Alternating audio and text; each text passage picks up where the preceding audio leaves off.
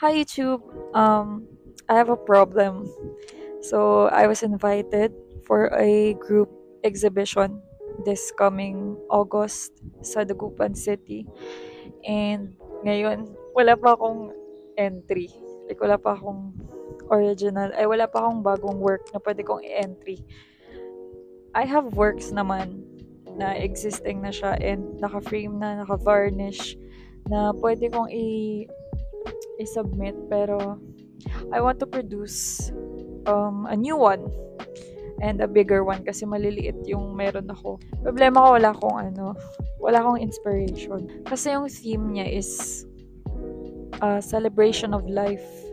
So, I want to paint from life. Like, I want to depict, ano ba?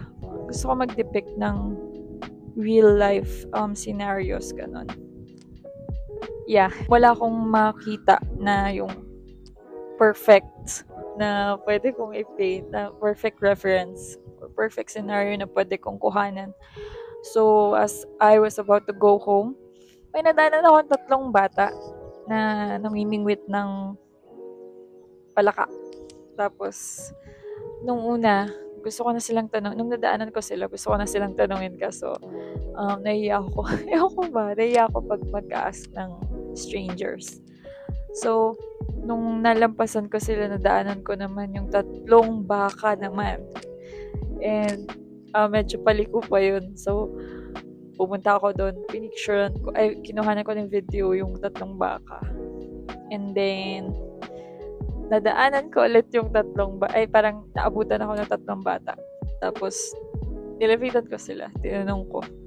Kaso, ayaw nila magpa-picture, nahiya. So, wala. Kinuhanan ko na lang yung likod nila. Na-video ko yung pag-alis nila. Ito na yung mga reference. Pinasa ko siya sa iPad ko. Tignan nyo to. Ito yung tatlong bata.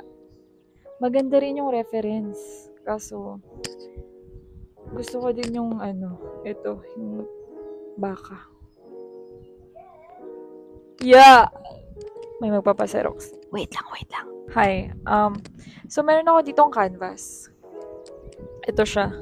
Nagamit ko na siya na nasira yung gawa ko, ewan ko. So pinatuan ko siya ng white paint like last few days. Yun na siya. But I'm still gonna put an undertone. Oo, para mapatungan ulit yung kulay white and magkaroon ng toning. Parang mag-pop pa yung painting. Siguro burnt sienna or yellow ochre. Yeah. Start na tayo kasi August 3 yung Ingles. Ano na ngayon, 29 na Ayan, samahan niyo ako.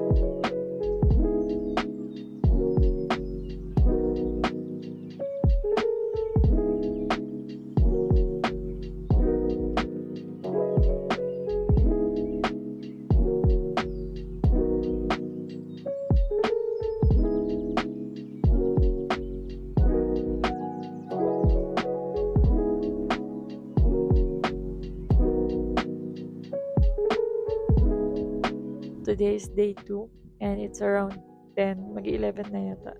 And kakatapos ko lang kanina nung background ng painting. Kaya ko naman siya tapusin tonight but bukas na lang yung tatlong bata na subject para ganado tayo na gumagawa. Kasi if i-rush ko baka hindi maganda yung quality.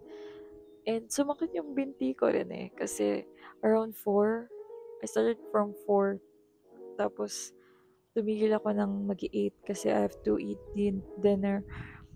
And diretso ako nakatayo nun, so masakit yung binti ko. Fortunately, yung babang part na lang yung naiwan after ko mag-dinner. And pwede na ako maupo. So, ayun. Grabe. Nakakatuwa ang impressionism. Ang bilis niyang magawa. I like it kasi hindi ako na-worry dun sa like super accurate detail na yung picture like detail na I just have to focus or like recognize the light source, ano yung mga subject or elements na natatamaan ng ilaw, saan yung may shadows, ganun lang. And I have to I have to play with colors like the light colors or shadow colors.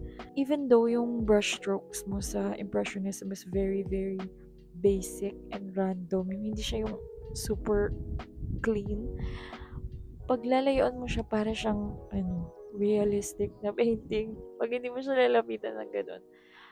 Yeah, it's like para siyang naka-bokeh. Ano ba? Ano bang yun? Yung bokeh na word sa sa camera. Ganun yung vibe niya. Parang gumagalaw din yung yung dahon. Yeah, like something like that. And mukha siyang oil kahit na acrylic lang yung ginamit ko. For now, magliligpit muna ako and babalik ako bukas para tapusin yung painting. Yeah. Bukas na lang.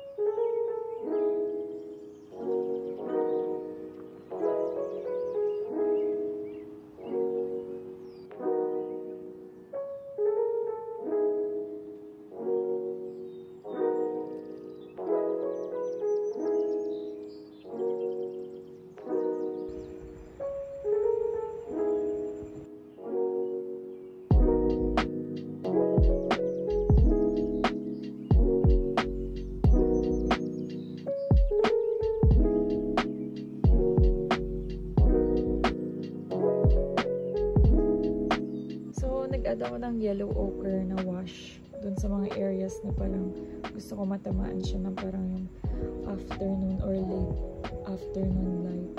And yung vibe niya na iba.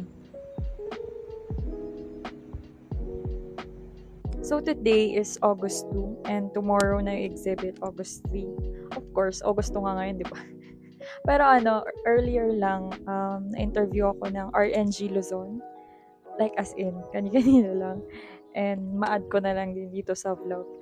And yeah, I was interviewed because I am the local artist or ako yung nagpipinta ng product namin dito sa bayan namin. Let me show you. Ito yung sample ko kanina. Yan. I paint pandan bags, yung niyabing pandan bags. And yun yung parang pinaka-product namin.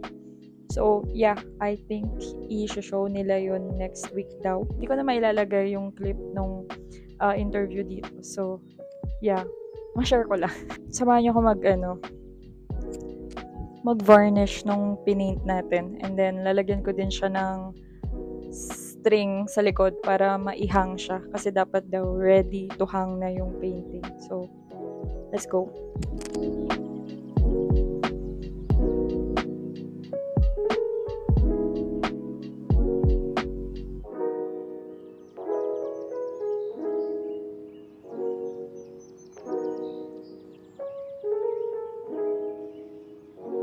Hi guys, today is August 3 and alis na ako ng bahay and ibibigay ko na yung painting sa Nepo Mall Dagupan.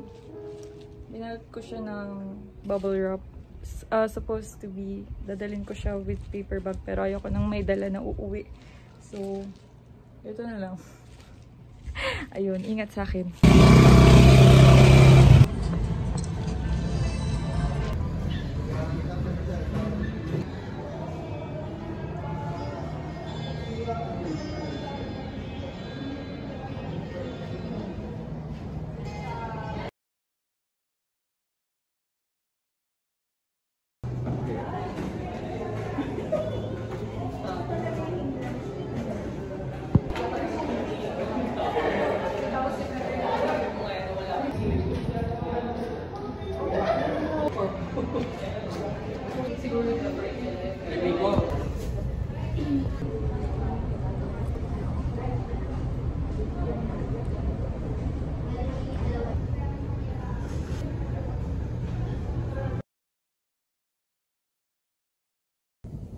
Yung ka dito.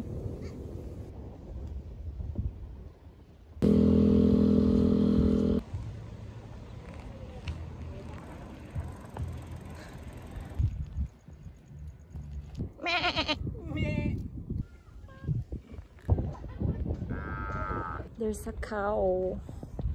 And this is a cow. There's a kambing. A Viking kambing.